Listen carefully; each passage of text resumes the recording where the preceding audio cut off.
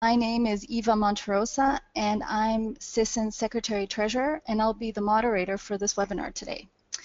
It is with great pleasure that I introduce today's presenter, the Society's President, Dr. David Pelletier, who will be sharing with you the Society's vision for an integrative framework for implementation science in nutrition. A little bit about David. David is a professor of nutrition policy in the Division of Nutritional Sciences at Cornell University. His research, teaching, and public engagement focuses on improved methods for the analysis and design of nutrition policy, as well as tools for the scaling up of nutrition interventions and the application of implementation science to nutrition. He has conducted or supervised research and project work across Africa and Latin America, and has consulted on nutrition strategy development with many key organizations, including the World Bank, USAID, UNICEF, WHO, and the Bill and Melinda Gates Foundation.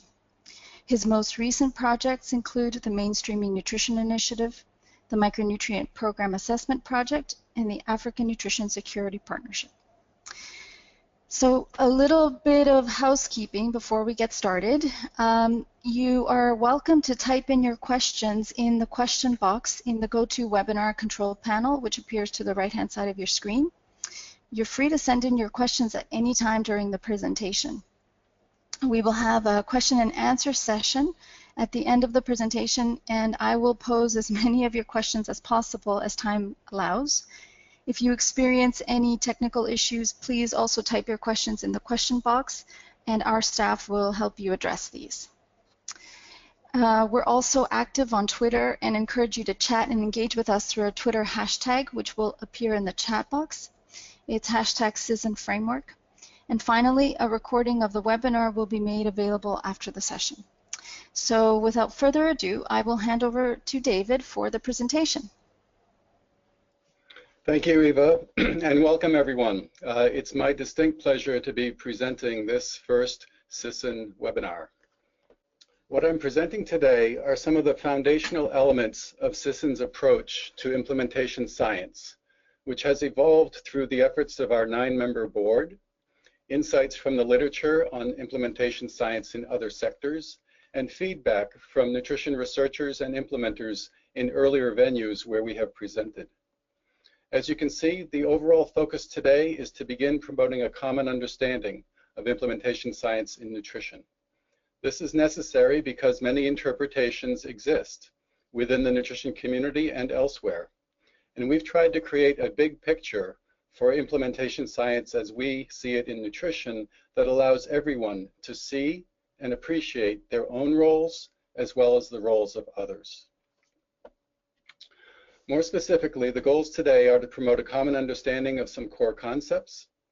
Secondly, provide an integrative framework for implementation science in nutrition in particular, and highlight the need for implementers and researchers to collaborate in order to achieve impact at scale. The presentation is in 3 parts. Very briefly, the implementation opportunity and challenges, which we're pretty familiar with, some definitions, distinctions, and frameworks, and finally the integrative framework itself. So one way to understand the opportunity is the scaling up nutrition movement, with at last count 59 countries with some degree of high-level commitment to address malnutrition in all of its forms, and embarking on efforts to implement all manner of interventions and multi-sectoral nutrition agendas in general. This is unprecedented, and all of us, many of us, see this as a window of opportunity that we really must capitalize on. Another way to see the challenge is to look at the progress towards the WHO global targets on nutrition. This is from the Global Nutrition Report of 2016, and it shows that only about 1/3 to 1/2 of countries are on track to meet the stunting goal, the wasting goal, the overweight among under 5s, and the exclusive breastfeeding goal under 6 months. Virtually no countries are on track to meet the anemia goal among reproductive age women, likewise for adult overweight, adult obesity, or adult diabetes. For some more granular understanding of the challenge, or a picture of it, This slide shows the median coverage of distribution by country of selected nutrition-sensitive and specific interventions. So what we're looking at here is the median coverage as indicated by the bars, which are at 50% or lower for several of the interventions, and more dramatically the scatter, the wide variation across countries in their coverage rates for these key interventions. We clearly have a lot of work to do in order to make good on the investments in the basic research which has given us these interventions in the first place. And an even more granular look at the challenges is to consider the factors that might affect the effectiveness of a given intervention, let's say micronutrient powders. In trying to get this intervention from the capital city to the tens of thousands of communities and millions of children that need it, this is just a short list of some of the bottlenecks and challenges that confront implementers. And this is daunting enough, but recognize that we could create a list like this for every nutrition-specific intervention, every nutrition-sensitive intervention, and certainly for countries trying to implement a multi-sectoral nutrition agenda. So enough said about the challenges.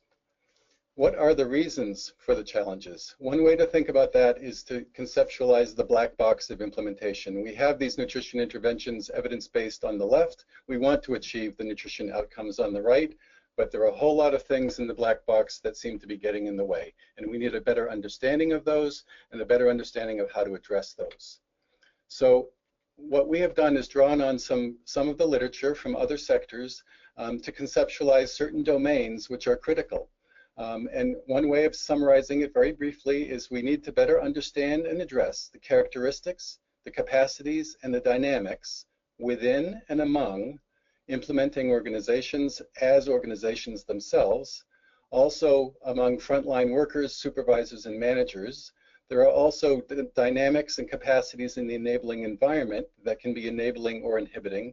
And finally, of course, we need to acknowledge the resources, the needs, and the challenges that clients, communities, and households face. So just to put a fine point on it, here are some quotes that really focus our attention. This is from a review of implementation science literature some years ago. Information dissemination alone, whether it's research literature, mailings, or practice guidelines, is an ineffective implementation method. And training, no matter how well done, by itself is an ineffective implementation method. Relatedly, and more starkly, the train and hope approach to implementation does not appear to work. This is stark and dramatic because, let's face it, our dominant way of rolling out programs and interventions is training. And we accept, by and large, the other capacity gaps and weaknesses that exist in those other domains that I mentioned. Another quote, we know what to do, but we don't know how to do it. And this illustrates a severe imbalance in our research agendas in previous decades. So, for example, Lancet paper 3 in 2008, 97% of the intervention evaluations that were reported in that paper were from the small-scale trials testing the efficacy of interventions. The authors of that paper could only find another 3% testing effectiveness at larger scale. And often the testing of effectiveness didn't even dig into what were the inhibiting factors within the black box. Meanwhile, stunting can be reduced by 36% through the high coverage of existing interventions rather than the discovery and testing of new ones through small-scale trials. So both kinds of research are needed, clearly, but clearly we've had an imbalance in recent decades. So another quote from the literature, we're faced with the paradox of non-evidence-based implementation of evidence-based programs or interventions. And this is what implementation science seeks to address. So moving along then with some definitions, distinctions, and some frameworks that can help us moving forward. One notion I want to put right up front is if all we have is a hammer, everything looks like a nail. And this has relevance for implementers, and it has relevance for researchers. So in the case of implementers, conventional notions of implementation and what's entailed and how we do it may not include all the relevant decisions and processes that actually affect programmatic effectiveness, scale, and quality. So if we keep using the same hammer, we're going to use the same approaches and probably get the same results. By the same token, conventional notions of research may not meet the needs of implementers in terms of the questions that are priority for them, the methods needed, the timeliness, and the dissemination. So putting this together from both sides, we can certainly agree with Einstein that we cannot solve our problems with the same level of thinking that created them.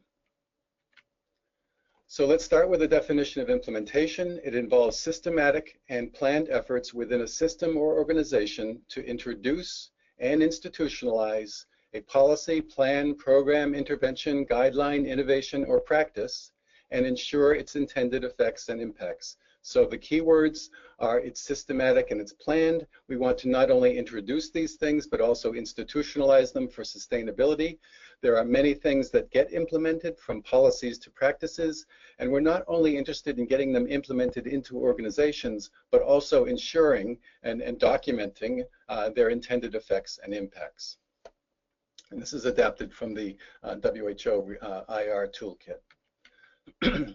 So going a bit further on the domains that I presented earlier, what's clear from the literature in other sectors is that different objects of implementation have different requirements for implementing them well, and organizations and countries face different capacity gaps and other constraints in doing so. So for us, at a minimum, we need to distinguish these 5 categories of objects of implementation.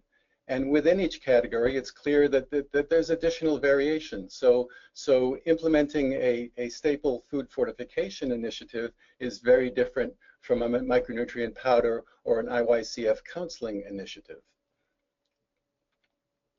So whatever the objects of implementation, in some fashion, these have to be introduced, adopted, and adapted in implementing organizations that include certain structures and capacities as organizations, but also characteristics of frontline workers, supervisors, and managers.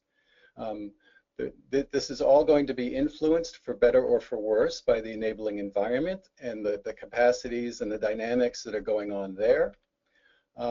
And it also needs to fit with and will be influenced by the characteristics and capacities and needs and resources of individuals, households, and communities. And finally, the way in which we try to make all of this fit together is through careful selection of implementation processes. And we're proposing, as the literature does in many places, that we need to distinguish the processes related to initiating and scoping the possibilities for introducing interventions. Secondly, the detailed planning and design of the interventions and the implementation plans.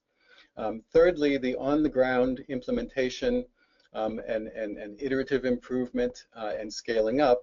And fourth, actions to sustain and institutionalize the actions over time. And if all of this is done well, and of course that's a very big if, then we expect and hope to see impact on nutritional status. So these are 5 domains that help focus our attention as we're thinking about proactively what kinds of things might get in the way and need attention as we begin to introduce or improve upon interventions of various types. So I want to take a pause here and make a comment about conceptual frameworks and how they're supposed to be used. And I want to use the analogy of the UNICEF conceptual framework that we are all very familiar with. So the idea is, first of all, prior to the introduction of this framework in 1991, the world of international nutrition was quite chaotic. Different organizations were implementing interventions that had no rhyme or reason in the whole. There was no coherence. We had highly lysine corn, we had infectious disease programs, we had supplements and so on, but there was no coherent framework to help planners at the global or national level think through what might be missing and what needs more attention. So the idea of the framework is that if we focus on the underlying causes, food, health, and care are 3 necessary but by themselves insufficient conditions for good nutrition. And part of the UNICEF framework was to use the AAA cycle for national planning, for work at community level, and for work at household level, to do the assessment, analysis, and action to understand what are the specific binding constraints across food, health, and care, but also within food, health, and care. So if it seems as though the care and feeding of young children is a problem, clearly one needs to sort of click on that bubble and have a drop-down menu and look at a variety of specific things that might be going wrong and why they're going wrong. So this is the rationale for a conceptual framework. It is an entry point for deeper analysis so that we can pinpoint where the bottlenecks and barriers are. So by analogy, this is what we're trying to do with the frameworks in SISN. So just as each of those bubbles of food and health and care has a whole lot of complexity underlying it, so too do these black boxes, these 5 domains of implementation. And clearly there's no time to go through this in detail, but I want to give you a sense of what's inside these black boxes within the black boxes that comes from a synthesis by Dan Schroeder, cited at the bottom of the screen there, in implementation science. This was a consolidation of factors identified in 19 previous frameworks that were in the literature. So there are characteristics of the objects of implementation that make a big difference in their uptake and their effectiveness. For instance, the perceived and actual source of the innovation, the evidence underlying it, the advantage, the adaptability, the trialability, the complexity, the design quality and packaging, and the cost. Now notice, most of our research in nutrition focuses only on the evidence underlying the effectiveness. It does not address these other very important characteristics of interventions that make a huge difference for whether and how they are adopted, adapted, and implemented well. Secondly, there are characteristics of implementing organizations, such as leadership, commitment, readiness, and all the rest that you see there. And there are characteristics of the staff at all levels, their own knowledge, skills, beliefs, motivations and incentives, workload, self-efficacy, and so on. In the enabling environment, there's a whole set of characteristics, capacities, and dynamics that can, as I said before, enable or inhibit good implementation. And down at the bottom, individuals, households, and communities have a whole host of characteristics that can inhibit or enable. And finally, the implementation processes. As I indicated before, it's very helpful to distinguish 4 phases, if you will, of initiating, scoping, and engaging, detailed planning, and then the on-the-ground implementation and scaling up, and then the cross-cutting commitment, support, and financing. And each of those has certain characteristics that can be weaknesses or they can be strengths. But the point here is that with the AAA cycle, again on the right to remind us, this conceptual framework, as complex as it is simply a guide to help us, almost as a checklist, to be more proactive and go into the implementation process with our eyes open to better understand what might be getting in the way, and also to identify issues where some innovative research is needed to find new and better ways and more practical ways of overcoming some of the weaknesses that are in any of these 5 black boxes. So we now, building on that, can have a definition of implementation research that works for us. It refers to a variety of methods of assessment, inquiry, and formal research whose purpose is to systematically assess, build on strengths, and address potential weaknesses within and between each of the 5 domains that affect implementation. So the scope is the 5 domains and the details within it, and the methods are diverse, various forms of assessment, inquiry, and formal research. And this is again adapted from WHO. So what we've done with this, the next step in this thought process was to develop a classification scheme, because clearly what all of this implies is that the space for implementation research is quite large and quite diverse. And if we fail to appreciate the distinctions within that space, we're going to be just confused amongst ourselves as what to do, when, how, for whom. So this matrix is one way of carving up that space and making some sense of it so that each of us can see our role as well as the role of others and appreciate the roles of others. So, for instance, some in the nutrition community are focused on nutrition-specific interventions, others on nutrition-sensitive, others on operationalizing a multi-sectoral nutrition agenda at the national level, and so on. And in introducing any of these or strengthening any of these, we need to address potential weaknesses at each of these stages and in the cross-cutting governance functions. So again, we don't have time to go into this, but where we're headed with this in SISN is to formalize an understanding of the diversity of methods that are currently available and that need to be created or strengthened in the future in order to better understand and inform each of these phases of initiation, scoping, planning, and design, and so on and so on. So some of these methods are shown here. But SISN currently has a methods working group that's going to help to flesh this out and identify where we already have adequate methods, where we need new ones, and where there might be some capacity development needed in order to strengthen the application of these methods at country level. So I want to go back here. This little guy in the top left, again, illustrating the quote that if all we have is a hammer, then everything looks like a nail. This is a big message for researchers. Most researchers, including myself, tend to use methods that we've used before. And even when they may not be the best or most appropriate method for the questions at hand. And we need to resist that tendency. It will help if we can have more codification of the variety of methods available and greater awareness of that. And so the idea is going forward, we really need a more diverse toolkit and a greater willingness on the part of researchers to dig into that toolkit and be creative and find the tools, the research tools that are appropriate in a given context.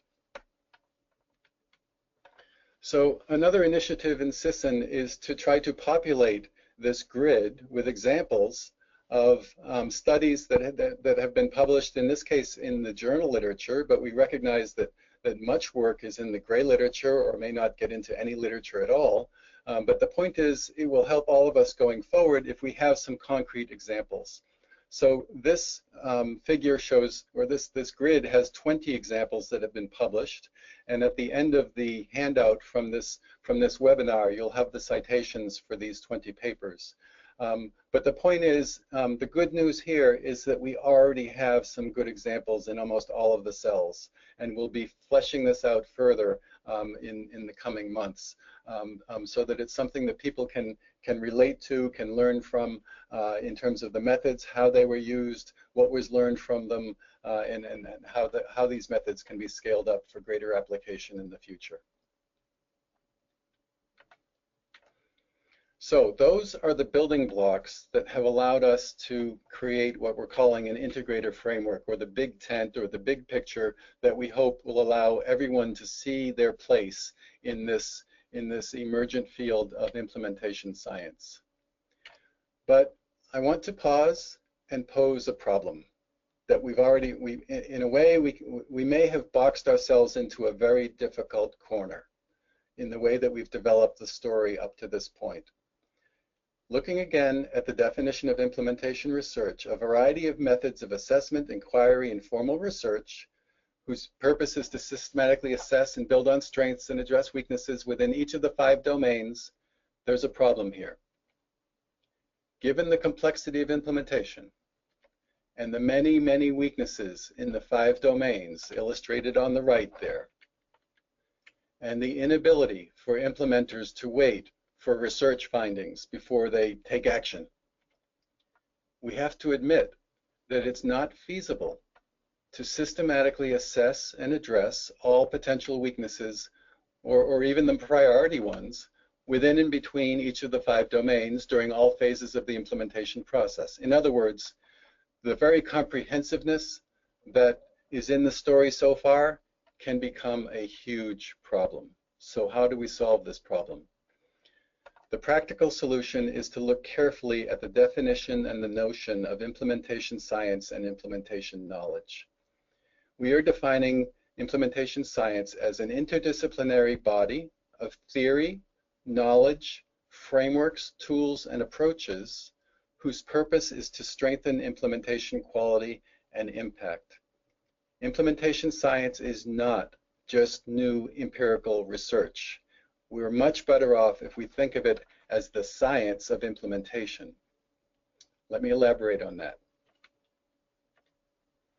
A great deal is already known about implementation, such that many of the most common mistakes could be prevented by applying current knowledge rather than undertaking new investigations.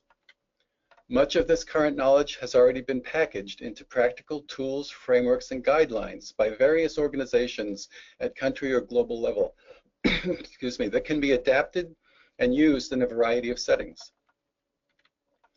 The greatest gap that we have lies in knowledge utilization in the form of these tools and frameworks and guidelines, rather than in generating new knowledge. This knowledge utilization gap exists in nutrition, health, education, and most other sectors, and it exists in high-income countries as well as low and middle-income countries. It's one of the dominant themes in the literature of implementation science. So that means the most urgent need in nutrition implementation is to close this knowledge utilization gap by making these practical tools, frameworks, and guidelines more readily accessible through various forms of capacity building, technical assistance, coaching, knowledge brokering, and dissemination. And some innovation and creativity is needed here to design more effective ways to make these accessible and available and well used. And we are proposing that this is a research agenda in itself that probably would have the highest and most immediate payoff for better implementation. So this may seem odd or incongruous that a new society devoted to implementation science and implementation research is actually arguing sorry, that the biggest need is to close the knowledge utilization gap. But that's the benefit of taking a broad view of this and not approaching this new field as a self-interest of researchers who simply want to do more new and better empirical research. So putting that all together in a single picture, which is what we've done here, this picture builds on the building blocks that I've presented so far, and let me just walk you through it. The hope is that this picture alone, if we can internalize it, as we've internalized the UNICEF conceptual framework, might really help us proceed in the most productive way possible going forward. So the goal on the right-hand side is to collaboratively, that is with researchers and implementers, assess, build on strengths, and address weaknesses in the 5 domains in a timely manner during all phases of planning and implementation. So this is illustrated in the bottom right here. This is just a reminder of what's meant by the goal. And the notion is that the most practical and immediate way that we can do this is to use the existing frameworks, tools, and guidelines, and there'll need to be some curating and some sorting and some better understanding of the strengths and weaknesses of these. But that's a much easier, faster task than doing new empirical research in every setting.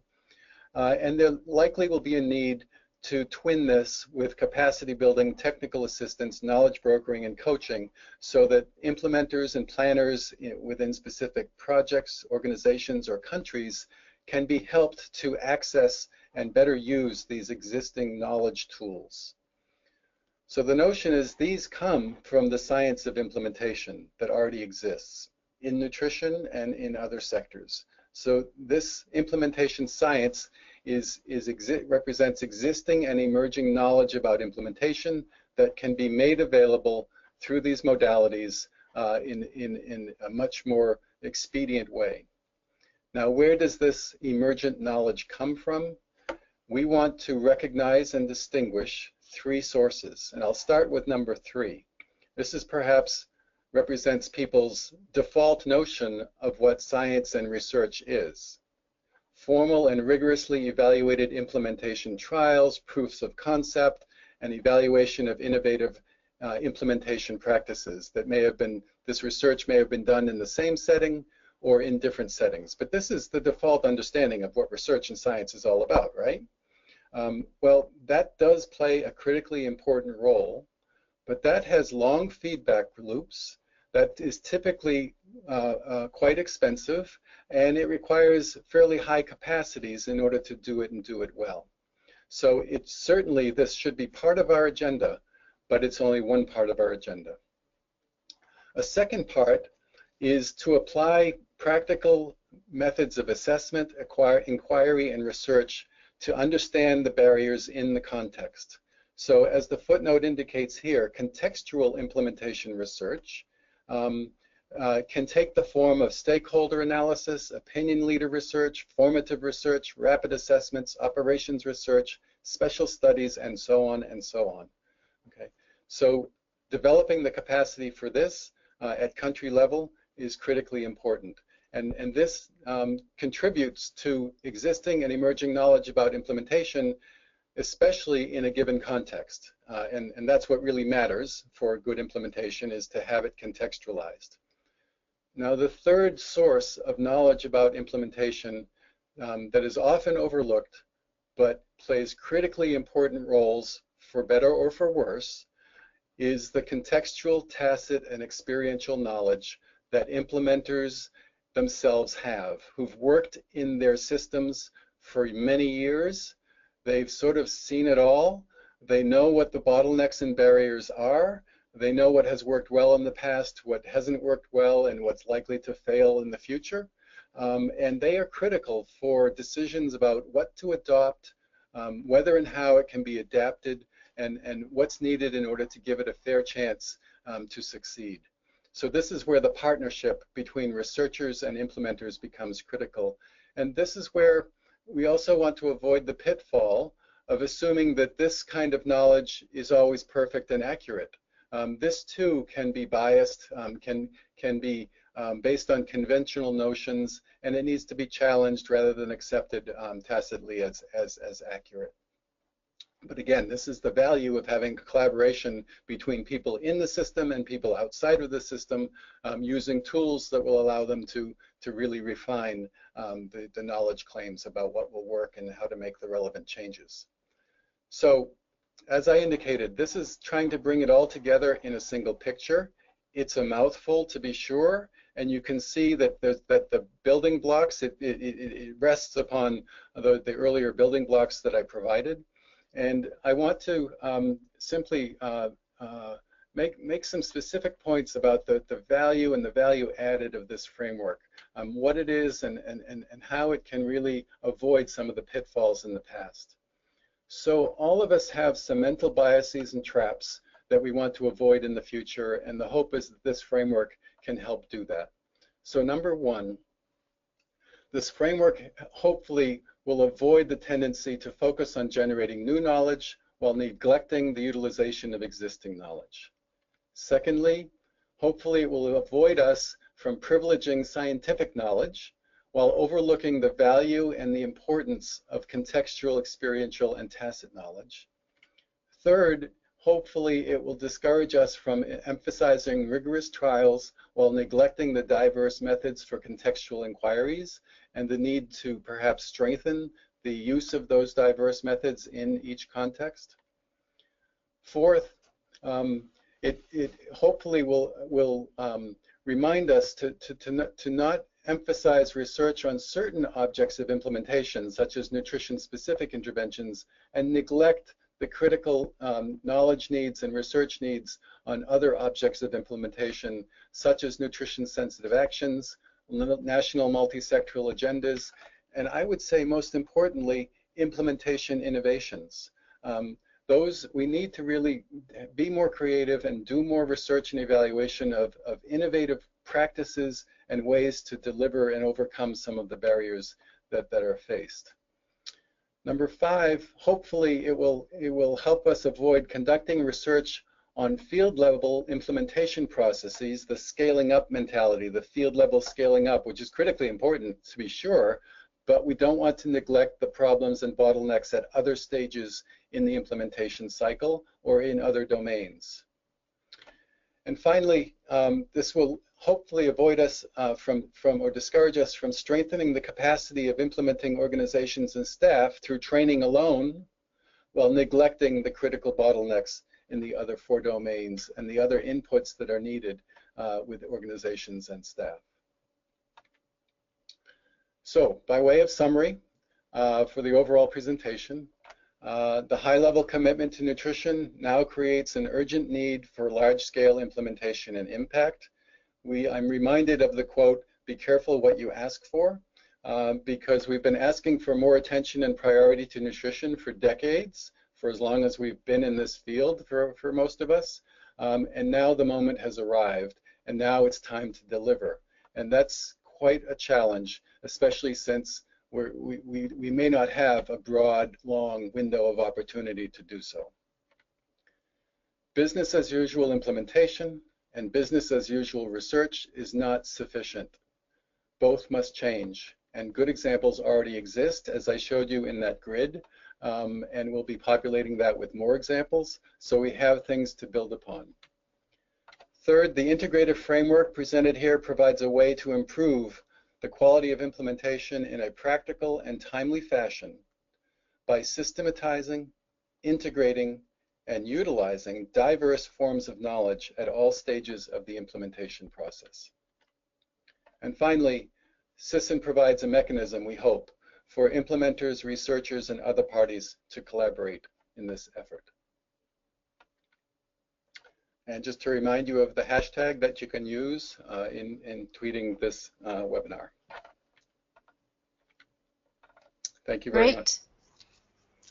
Great, thank you, David. That was excellent. And now it's time to hear from our audience.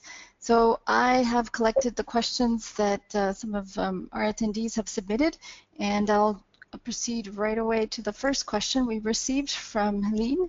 And her question is, why is a specific category for NGO projects? And this was referring to your 5-domain slide, David.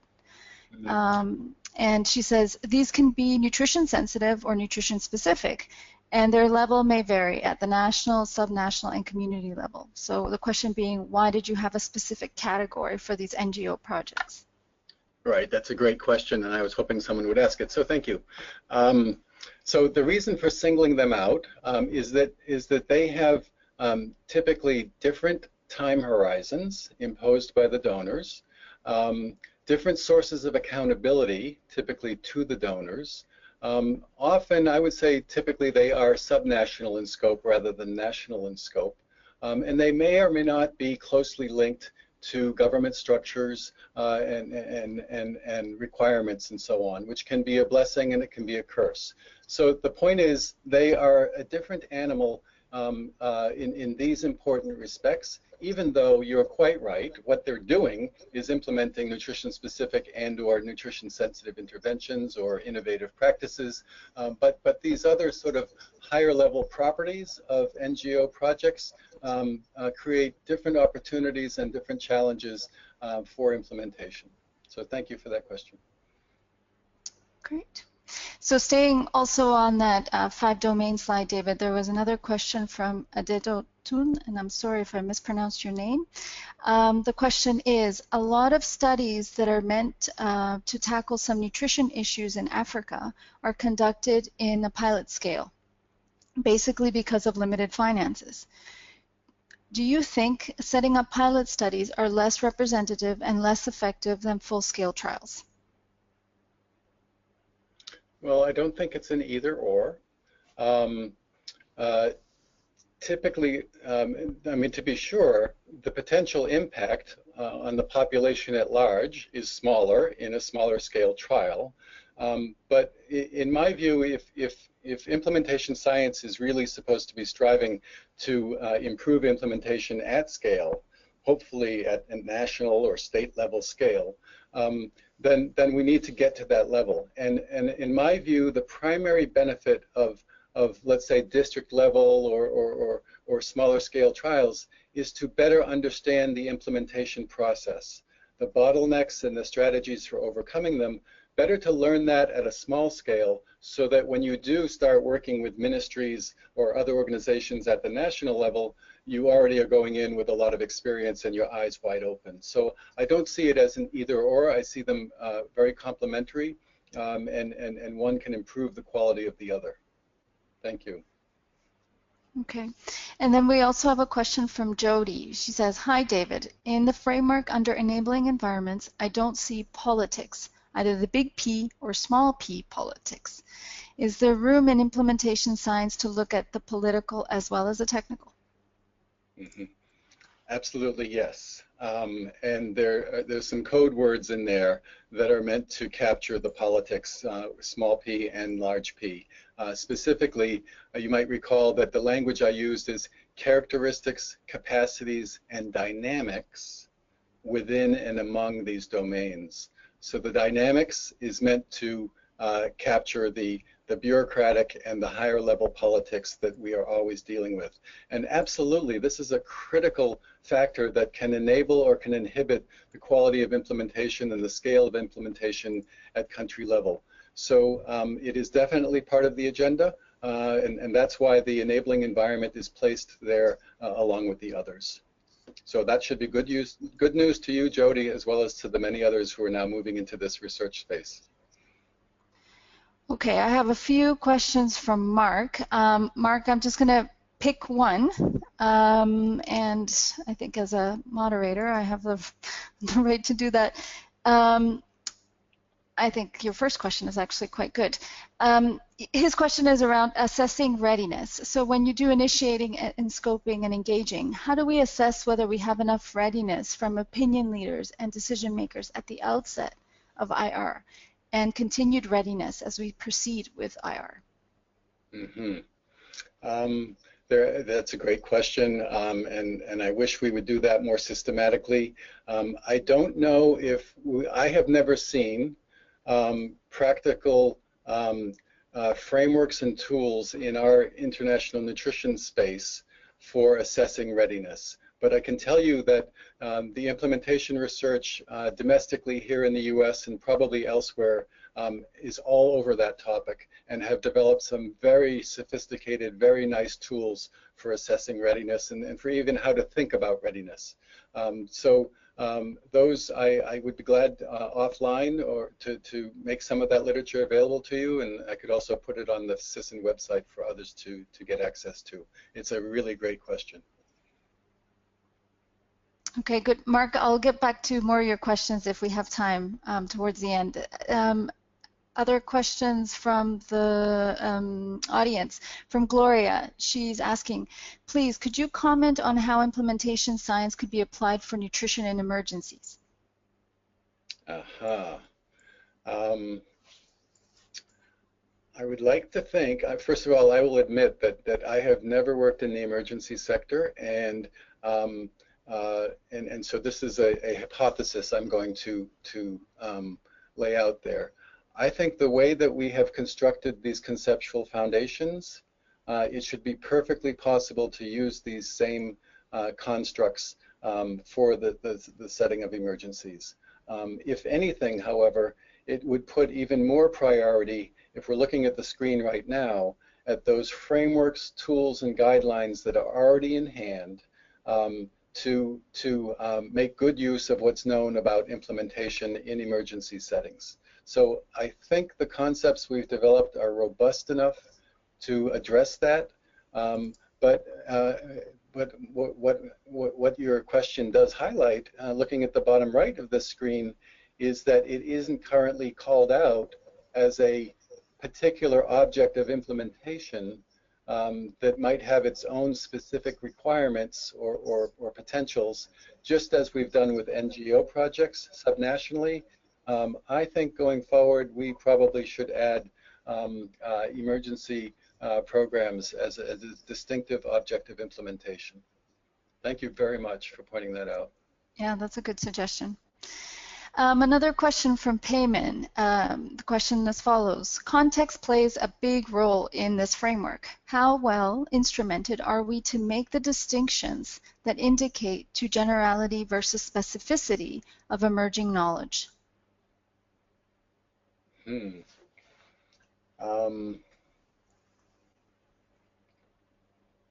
I think, um, okay, so there's a couple of different ways to tackle that.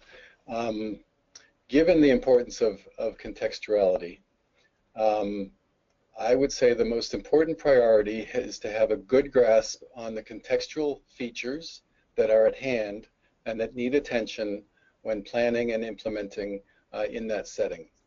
Now, another sort of wrinkle to your question is perhaps if things have found to be successful elsewhere, how do we know the degree to which they might be successful in new contexts? And this applies to sort of evidence-based, nutrition-specific interventions. It also can apply to particular implementation practices or innovations. Um, so um, my own view is that findings from, quote, elsewhere should always be taken with a grain of salt and should be subjected to very systematic analysis of whether and how it can fit in a new setting.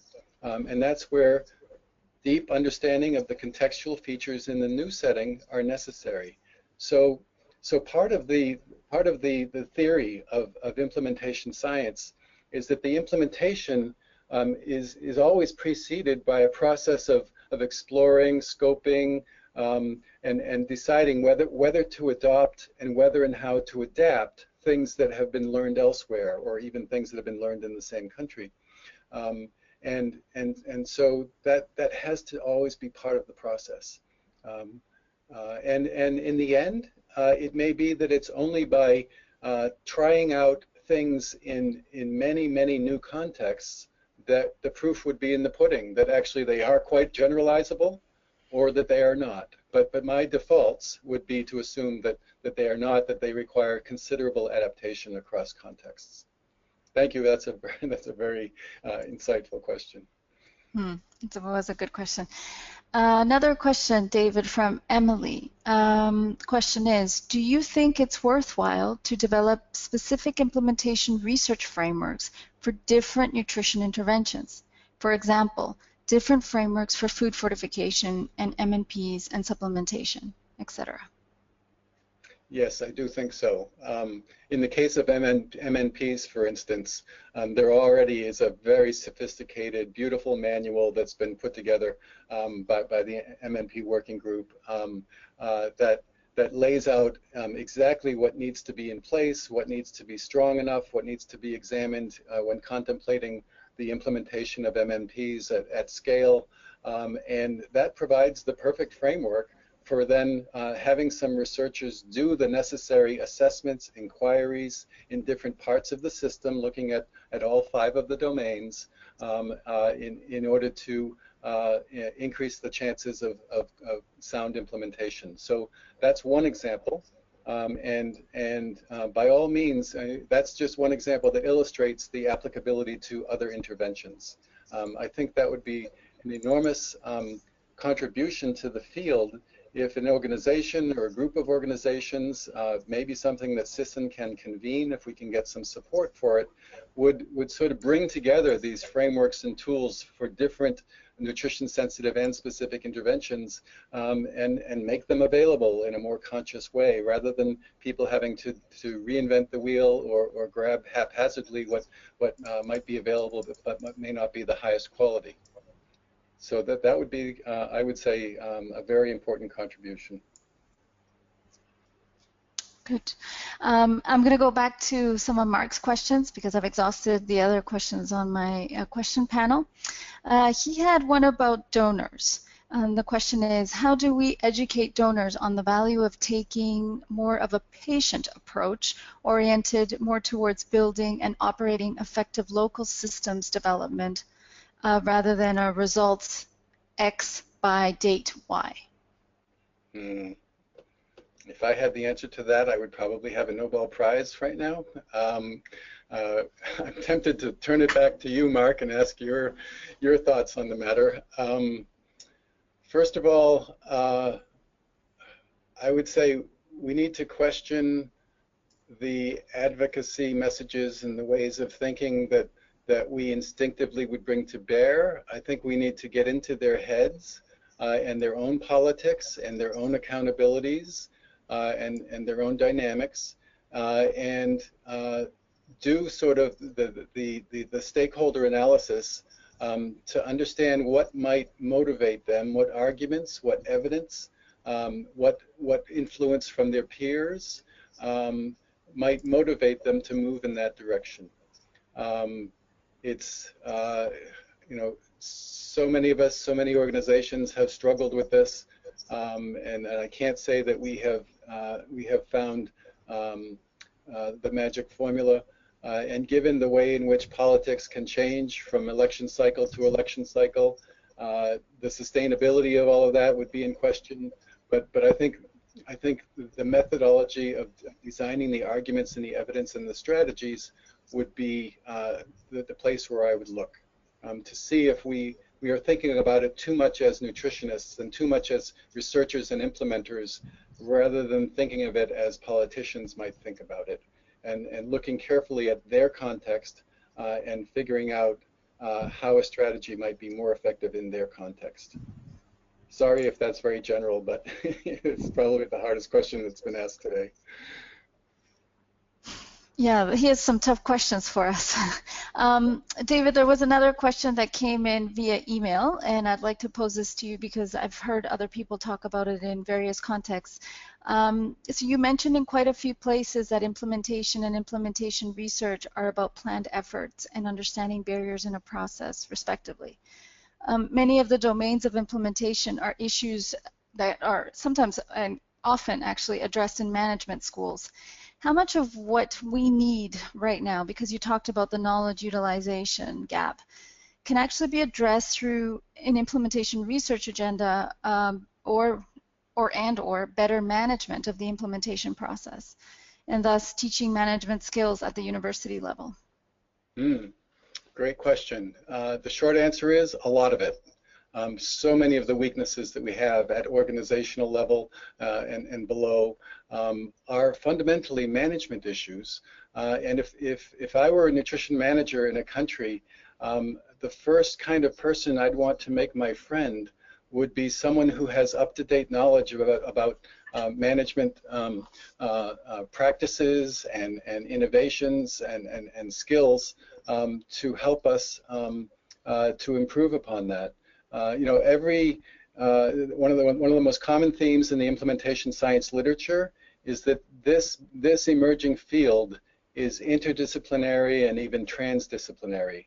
And so this is a challenge for us. I think sometimes nutrition researchers and perhaps implementers have a hard time getting out of our comfort zone with who we're collaborating with. But this question highlights the critical issue that some of the things we struggle mightily with may already have answers from other disciplines such as management. So I think that question is on the right track, and I think we do need to reach out more to management types as well as others, rather than reinventing the wheel or struggling as we struggle.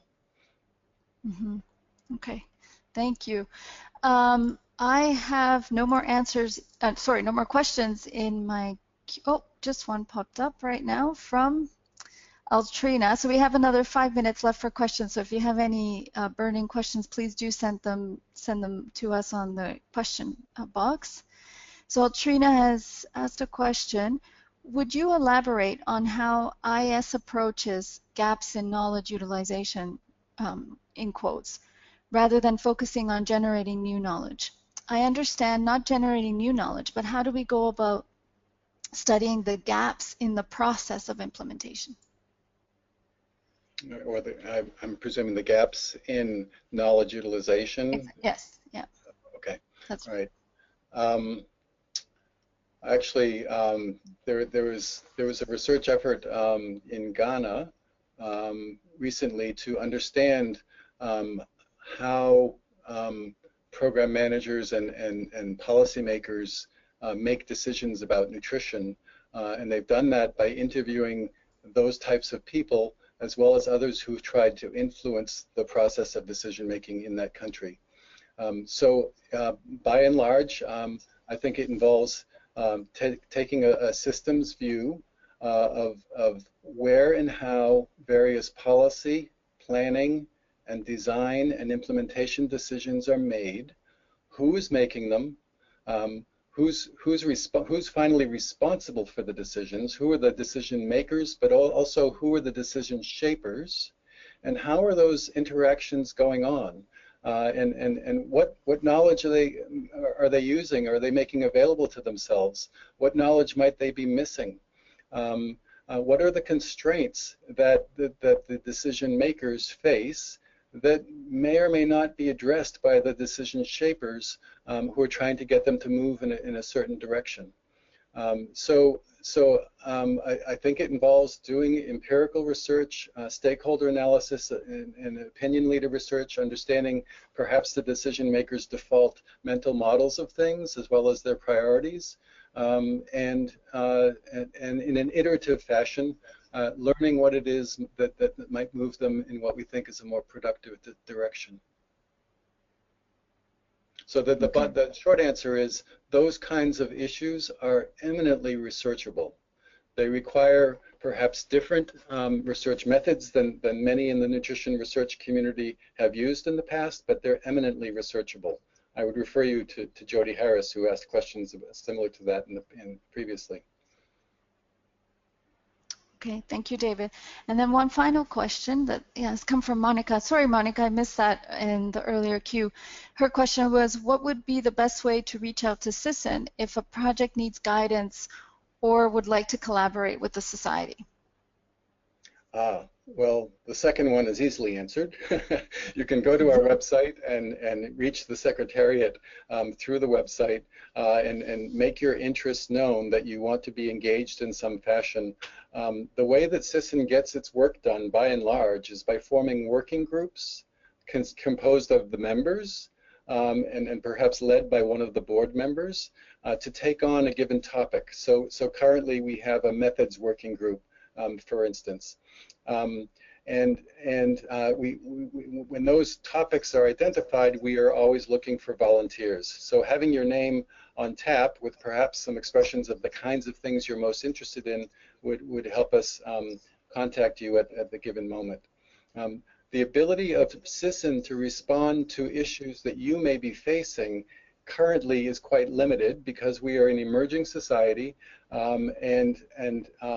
we don't have separate funding to be responsive of that type. But there is one initiative of ours. We're working with IFPRI and with the SUN Secretariat to see if it's possible to assemble a global consortium or regional consortia of service providers who can be responsive to the needs of particular countries. So that is a work in progress.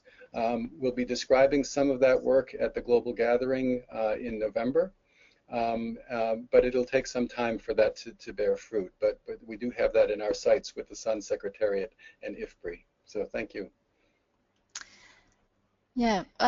One last question that I received 2 minutes ago from Rose, and it's actually related to also one of Mark's multiple questions regarding knowledge utilization. So how do we use existing evidence, for example, the evidence synthesis or database initiatives that, for example, WHO has? How do these fit into the framework? Mm-hmm. So first of all, there needs to be awareness of and access to that technical knowledge. I assume you're talking about a WHO guideline or the latest information about an evidence-based intervention. So there needs to be access to that information. And another initiative of SISN is to create a repository of implementation relevant knowledge. But then, as I indicated earlier, there needs to be a very systematic and well done process of deciding whether to adopt, how to adapt, What would be the implementation strategies and platforms? What are the capacities that exist? Is it a good idea to proceed at the moment? And if so, at what scale, in what organizations, in what parts of the country? This is a very complex analysis that needs to be done in order to figure out whether it makes sense to try to implement some of those. So this is where having frameworks and tools that facilitate that analysis, and perhaps oftentimes there's a need for technical assistance and knowledge brokering and coaching to make sure that planners and decision makers at country level know what the latest guidelines or possibilities are. There needs to be mechanisms for ensuring the access to that information. Okay. Well, thank you, David. Unfortunately, we have run out of time for any more questions. Do you have any final remarks, David, that you would like to share with us? Well, very simply, thank you for these amazing questions. And on behalf of the entire SISN board, thanks for joining the webinar. And please use and share these materials widely and do stay involved with us as we move forward. We do look forward to working with some of you as we move forward with this important agenda. So again, thanks for joining. Indeed, thank you everyone for joining us, and David for this excellent presentation. And we do hope that this presentation has been informative and thought-provoking. If you have any other questions or ideas for upcoming webinars, please contact the Society at implementnutrition@gmail.com. We're dedicated to providing high-quality webinars to our members, and future webinars will be accessible only to SISN members. So that means if you're not already a member, you can join us by clicking on the link to our membership application form, which is available in your chat box. And you can also visit our website to learn more about implementation science and nutrition and some of the things that we're working on. And as David mentioned, there's various engagement opportunities available to our members through our working groups. We're active on social media, and we always welcome your thoughts and comments and engagement through Twitter and LinkedIn page. So please follow us and like us. Once you leave today's webinar, you will receive a very brief survey on the presentation, and we would appreciate if you would take a moment to provide feedback. You will also receive a follow-up email in a few days with a link to today's webinar recording and a URL to the PDF of the slides. So as David mentioned, and please do help us raise awareness of the Society and this framework by sharing these with anyone you may feel might be interested. So on behalf of SISN and our presenter, thank you for joining us today, and we wish you all a wonderful day. Thank you. Bye-bye.